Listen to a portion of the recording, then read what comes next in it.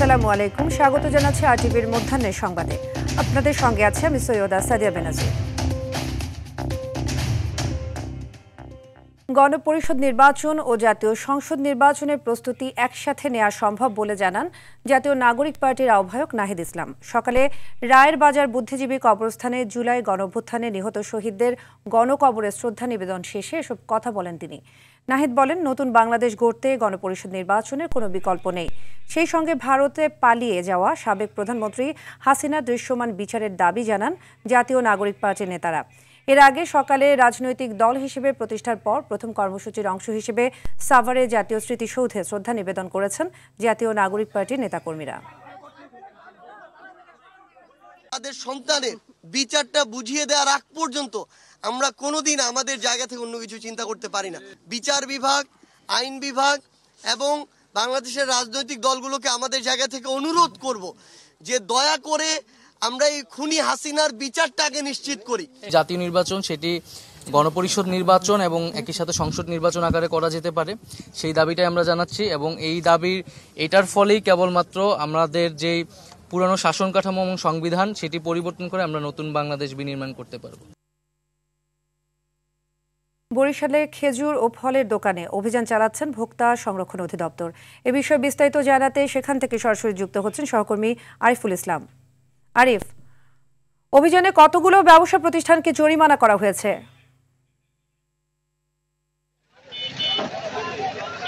জি সাদিয়া, ধন্যবাদ আপনাকে। আসলে আমাদের ভোক্তা সংরক্ষণ অধিদপ্তর বরিশাল যেমনটি জানিয়েছেন, তারা কিন্তু 11টা থেকে বরিশালের মাঠ পর্যায়ে নেমেছে। তারা এর আগে ফলপট্টি, পোর্ট রোড এবং এখন কিন্তু তারা বিভিন্ন ধরনের ফার্মেসি এবং যে স্টেশনারি দোকান এবং আলু পেঁয়াজের দোকান সেগুলোও কিন্তু তারা এই আওতায় আনার চেষ্টা করছে, আইনের আওতায়। আমরা ইতিমধ্যে কথা বলেছিলাম ভোক্তা সংরক্ষণ অধিদপ্তরের এখানে যারা বিভাগের যিনি দায়িত্বে রয়েছেন তিনি বলছেন ইতিমধ্যে 2টি দোকানে অভিযান পরিচালিত হয়েছে এবং সেখানে মোবাইল কোড করা হয়েছে, 7,000 টাকা জরিমানা করা হয়েছে। এখন যে দোকানটিকে দেখাতে যাচ্ছি এটি একটি স্টেশনারি দোকান। এই দোকানের মধ্যে এখন অভিযান কার্যক্রম চলছে। কিছুক্ষণ আগে ফলের দোকানে অভিযান চলেছে এবং তারা বলছে যে ধীরে ধীরে কিন্তু খেজুর যে বিষয়টি, যেটি বিশেষ চাহিদা থাকে, সেই চাহিদা সম্পূর্ণ দোকানগুলো তো আসলে তারা অভিযান পরিচালনা করবে, এমনটি আমাদের জানিয়েছেন ভোক্তা সংরক্ষণ অধিদপ্তরের এখানে যারা দায়িত্বে রয়েছেন। আর এই অভিযান কিন্তু শুধু বরিশাল সদরে নয়, তারা জানিয়েছেন যে গতকালকে তারা ইতিমধ্যে উজিরপুর উপজেলায় করেছেন এবং প্রতিদিনই কিন্তু নতুন নতুন করে একটি উপজেলায় অভিযান করছেন শুধুমাত্র ভোক্তা সংরক্ষণ দপ্তর।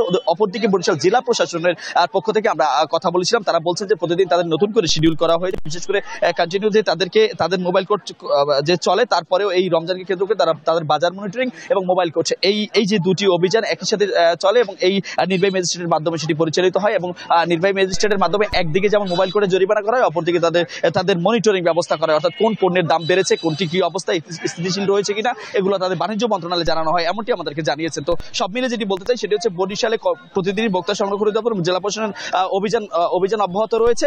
এখন যেটি আসলে দেখবার ব্যাপার সেটাই হচ্ছে যে কতটুকু জরিমানা এবং জরিমানার আর ফলে কতটুকু মানে বাজার নিয়ন্ত্রণ করা যায় সেটি এখন আসলে দেখবার পালা। যেহেতু রমজানের একদম 2 থেকে 3টি রমজান চলে গিয়েছে, এখনো দ্রব্যমূল্য কোনো নিয়ন্ত্রণে আসেনি, সুতরাং অভিযান চলছে এবং দ্রব্যমূল্য লাগামহীন ভাবে আসলে মানুষের ক্রয় ক্ষমতার বাইরে চলে গিয়েছে। সাদিয়া, এতটুকু ছিল বরিশাল থেকে এখন পর্যন্ত আমার কাছে।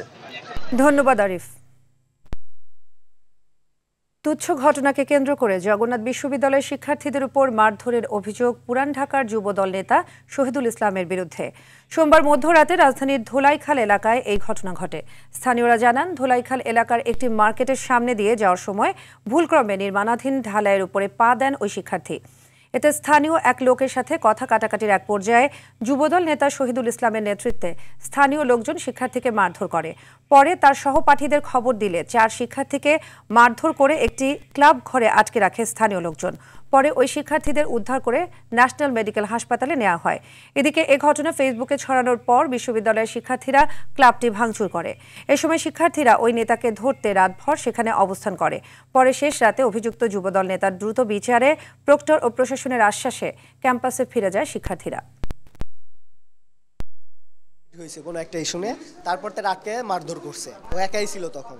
তারে যখন মারধর করে তখনও ফোন দিলে ওর বন্ধু বান্ধব সহ বেশ কয়েকজন যায়, তখন তারা 1-200 মানুষ শুনতে পাইছি যে যুবদলের মেহেদী হাসান নামের এক নেতার নেতৃত্বে নবাবপুরের ব্যবসায়ী তারা প্রায় 1.5 থেকে 200 মানুষ ওইখানে হামলা চালায়। স্ল্যাবের পাড়া দিলে প্রতিক্রিয়া দিলে তাই থেকে এসে তাই বলে একজনের মারতে হবে স্ল্যাবে পাড়া দিছে বলে। শুনতে পাই যে আমাদের একজন ভাইরা ওরা আটকায় রাখছে, ওর নাম হাবিব।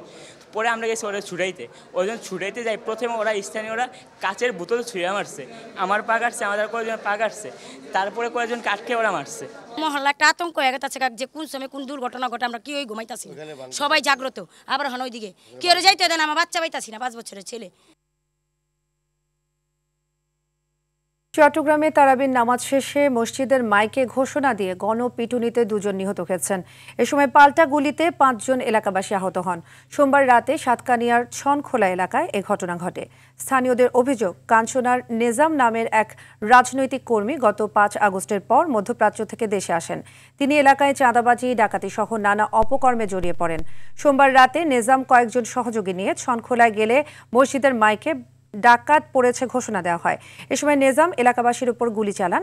এ সময় 5 জন গুলিবিদ্ধ হয়। পরে এলাকাবাসী নেজাম ও তার সহযোগীদের গণপিটুনি দেয়। এতে ঘটনাস্থলে নেজাম ও সালেক নামে 2 জন মারা যান। সাতকানিয়া থানার ওসি জাহিদুল ইসলাম 2 জন নিহতের বিষয়টি নিশ্চিত করেছেন।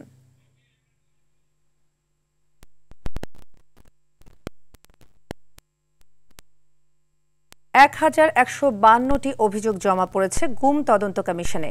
এরই মধ্যে 1000 অভিযোগ যাচাই বাছাই সম্পন্ন হয়েছে। দর্শক, এ বিষয়ে গুলশানে গুম কমিশনের সংবাদ সম্মেলন চলছে, সরাসরি চলে যাচ্ছে সেখানে। আশা করা যায়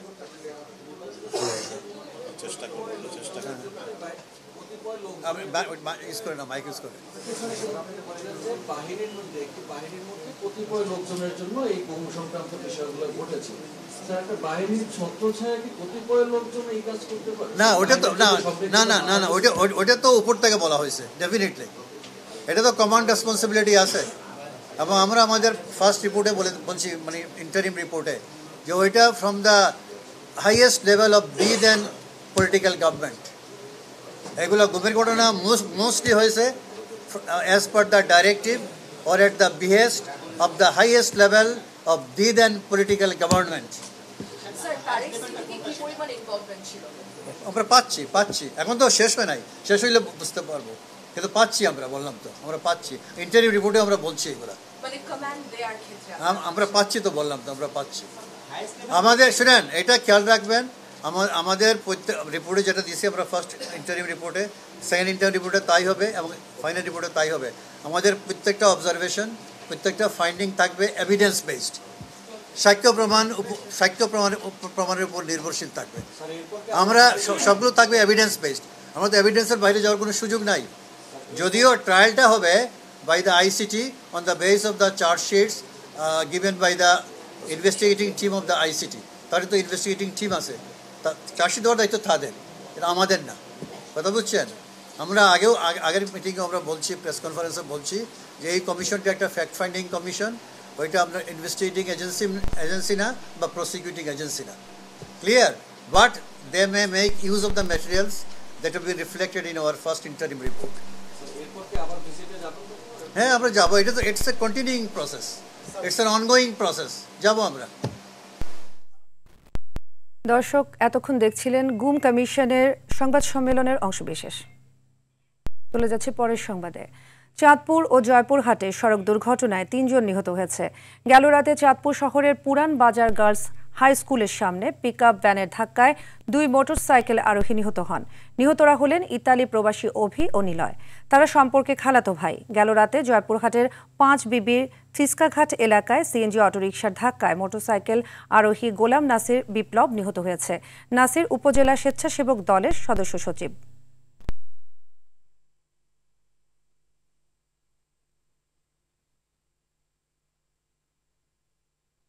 খাগড়াছড়ির পানছড়িতে পাহাড়ের 2 আঞ্চলিক সংগঠনের মধ্যে গোলাগুলির ঘটনায় রূপসী চাকমা নামে এক নারীর মৃত্যু হয়েছে। সোমবার সকালে পানছড়ির দুর্গম দক্ষিণ দুদুকছড়ার হাতিমারা এলাকায় এ ঘটনা ঘটে। নিহত রূপসী ওই এলাকার হেমন্ত চাকমার স্ত্রী। পুলিশ ও স্থানীয়রা জানায় সোমবার সকাল থেকে পানছড়ির উত্তর দুদুকছড়ার দুর্গম এলাকায় পাহাড়ের দুই আঞ্চলিক সংগঠন ইউপিডিএফ ও সন্তুলারমা জেএসএস এর মধ্যে গোলাগুলি শুরু হয়। এ সময় নিজের ঘরে কাজ করছিলেন রূপসী চাকমা। হঠাৎ একটি বুলেট ছিটকে এসে তার মাথায় বিদ্ধ হলে ঘটনাস্থলেই মারা যান তিনি।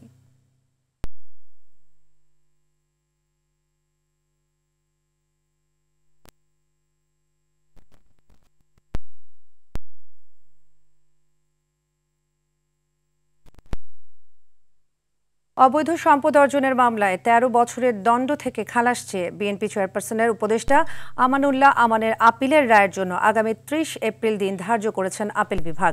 বিচারপতি মোহাম্মদ আশফাকুল ইসলামের নেতৃত্বাধীন আপিল বিভাগ এই আদেশ দেন। আদালতে আমানের পক্ষে শুনানি করেন ব্যারিস্টার মাহবুবউদ্দিন খোকন। ২০২৩ সালের ১২ সেপ্টেম্বর দুর্নীতির মামলায় ১৩ বছরের সাজার বিরুদ্ধে আপিল দায়ের করেন বিএনপি নেতা আমানুল্লাহ আমান। আপিল আবেদনে তিনি খালাস চেয়েছেন।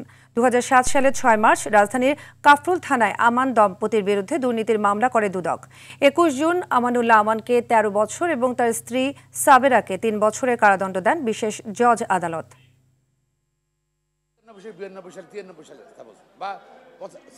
হোল ডকুমেন্টে যত সাক্ষী দিয়েছে দুদক বা এভিডেন্স